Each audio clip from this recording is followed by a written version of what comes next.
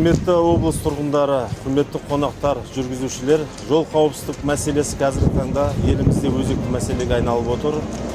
Ішкі істер органдарының қызметкерлері, полиция департаментінің қызметкерлері осы жол қауіпсіздігін қамтамасыз етуде басты рөл атқарады, олардың міндеті болып табылады. Қазіргі таңда осы Шымкент-Самара тас жолында 4%-ға дейін жол көлік өсімі байқалады. Дегенмен де полиция департаментінің атқарған ауқымды жұмыстарына нәтижесінде адам өлімімен ұштасқан жол көлік оқиғалары 37%-ға төмендетіп отырмыз.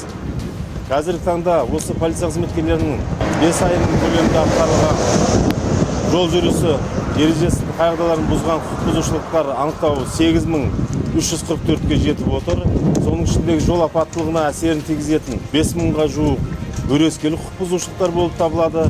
Қазіргі осы ішкі істер министрлігінің нұсқауына сәйкес елімізде жолда қабылдау акциясы ұйымдастырылуда.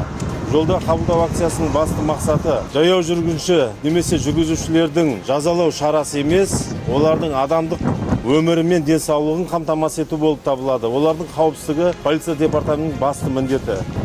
Сонымен қатар, құрметті облыс тұрғындары, құрметті қонақтар, жүргізушілер, жолда жүру ережелерін қатаң сақтай отырып, жол қателікті кешірмейтінін сіздердің назарларыңызға жеткізгім келеді.